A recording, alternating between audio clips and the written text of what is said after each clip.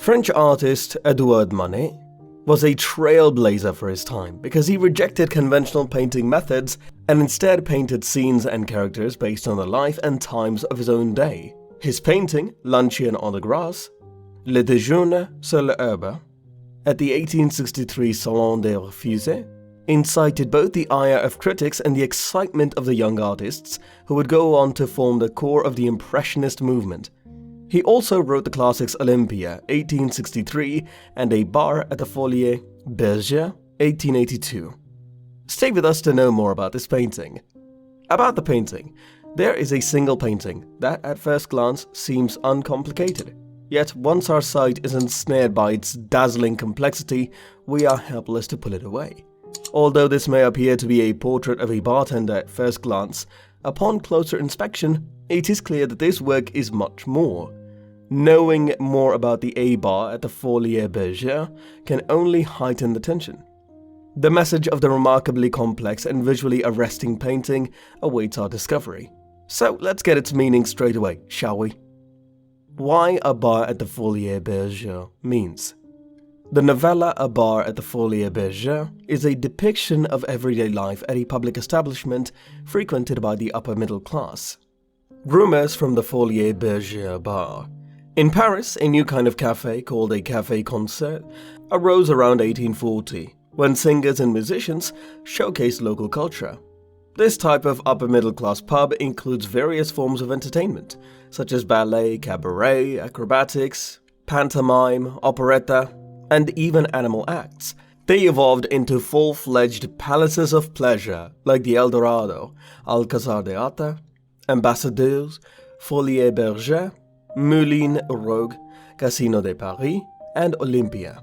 But Manet was very sick during the time he painted A Bar at the Folies-Bergère. His death came exactly 1 year after he completed the artwork. He thought he had rheumatism, but it turned out to be syphilis.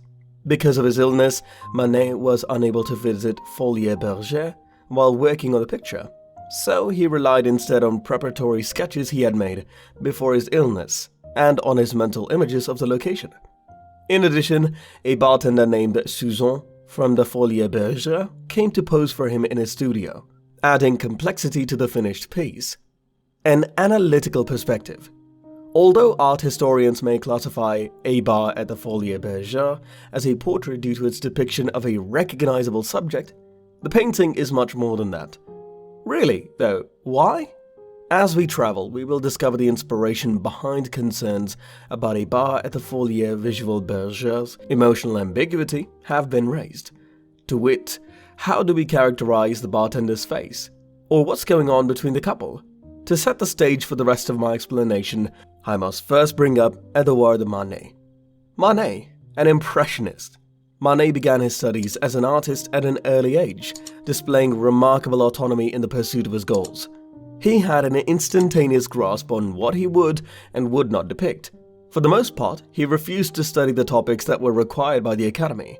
These included major events from the Bible, mythology, and history. Instead, he aimed to show scenes from everyday life, such as when couples go to the opera, have a picnic, or meet and flirt with each other at the bar. On the other hand, unlike the other Impressionists, Manet did not abandon established artistic practices. Many people have no interest in Renaissance art or artists. However, Manet paid tribute to the masters by reimagining their works. The soreness and numbness in Manet's legs became a chronic problem in the late 1870s. He ignored it because he attributed his symptoms to rheumatism, but he later discovered that he actually had the terminal stage of syphilis, taking extended travels to the country and participating in hydrotherapy treatments. He battled the condition as best he could. He painted as much as he could while waiting. His final work, titled A Bar at the Folies-Bergère, ultimately encapsulated everything he had ever tried to accomplish artistically. Shifting sands at the Folies-Bergère bar. Manet's interest in the nuanced topic of gender and class interactions in contemporary urban life is shown in his Impressionist-influenced painting, A Bar at the Folies-Bergère. The methods behind one bar at the Folies-Bergère. He used open brushwork, which consists of strokes that are both visible and loose, and didn't result in well-defined edges. In addition, Manet uses a wide range of brushstrokes over the canvas, drawing our eyes to different parts of the painting and pulling us further into his aggressive and opulent composition. In a bar at the Folies-Bergére, what kind of things might you expect to see? A bored-looking bartender stands in front of a mirror, palms resting on the marble counter as she waits for our order. The mysterious woman whose eyes betray her ambivalence has a powerful presence. The bustle of the crowd behind her was reflected in the enormous mirror. Typical Parisian nighttime ambiance radiates from her shoulders and fills the entire mirror. The neglected acrobat. Most spectators miss one important aspect of the show. An acrobat or dancer can be seen in the green shawls in the bottom left corner of the artwork. This nuance, have you ever noticed it? Where I'm sitting, an acrobat swinging from a trapeze would be the most accurate interpretation. The opera binocular-wielding woman in the painting's bottom left appears to be taking in the acrobat's performance above her. Given the Folies theme, it could seem out of place not to notice these kinds of specifics in the artwork. Look at the bartender's face. How did you react when you first saw the expression on her face? Where do those eyes lead? So many diverse meanings have been ascribed to this enigmatic and untranslatable gaze. Some saw sadness in it, others saw her as vulnerable, yet others saw her as bored or lost in her own thoughts. She might be daydreaming, on the prowl, or just plain disoriented in the hubbub of this lounge. Olympia and Le Déjeuner, Sur l'Herbe, two of his other works, feature women with quite identical expressions. The bouquet of scarlet roses. The artist placed a small bouquet on the barmaid's chest on purpose. The flower arrangement at the bar reflects the influence of one of the most captivating paintings of the modern era. Mirror. The mirror behind Suzanne gives us a sense of the impressive depth, revealing just how vast Folies-Bergère really is. Man and woman in top hats. Another woman figure, standing behind and to the right of the bartenders, converses with a single top-hatted guy. And now it hits us, the most important thing. How could it be? I can almost hear you asking. It's almost as if there's a second person present in the space between the mirror and the woman. You may also wonder, if we can see the man's image on the mirror, why can't we see his figure in front of the bar? There is no obscuring her view to see Suzanne's reflection. However, the mirror's golden frame continues parallel to the wall. Manet portrayed a barmaid with an unnerving look and the man she served in a top hat without using a standard perspective.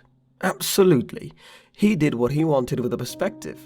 Therefore, Manet has moved their reflection to the right, away from the obscured view behind Suzanne.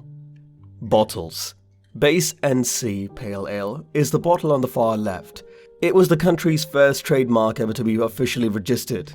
In that case, why is this English beer, which does not appeal to Parisians, being offered at a cafe concert in Paris? In the 19th century, Europeans traveled frequently and stayed put for extended periods at their destinations. Therefore, they were in high demand among British tourists in Paris and French beer fans. Manet signed and dated the work on the red bottle to the left of the beer bottle.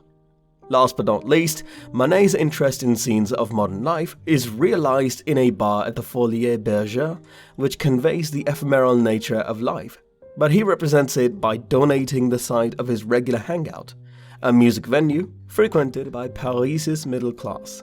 Although the painting is very contemporary in depicting a waitress behind a marble counter with a large mirror, reflecting the glistening chandeliers and a bustling crowd, it still pays homage to artistic masterworks by including traditional symbols like roses and oranges. Could it be that Manet attempted to create a modern goddess in which Venus is transformed into a simple waitress? The man at the Folies-Bergère bar, who is he? An association between the top-hatted man and the audience is possible. Is the top-hatted man supposed to represent us, the viewer, or the customer, going to place an order? If we are standing exactly in front of the woman, and she is looking us in the eyes, so how are we related to the bartender in this case? Alas, there are still many unsolved mysteries about Manet's famous painting. So do like, share, subscribe, and comment down below your thoughts about the painting. See you in the next video.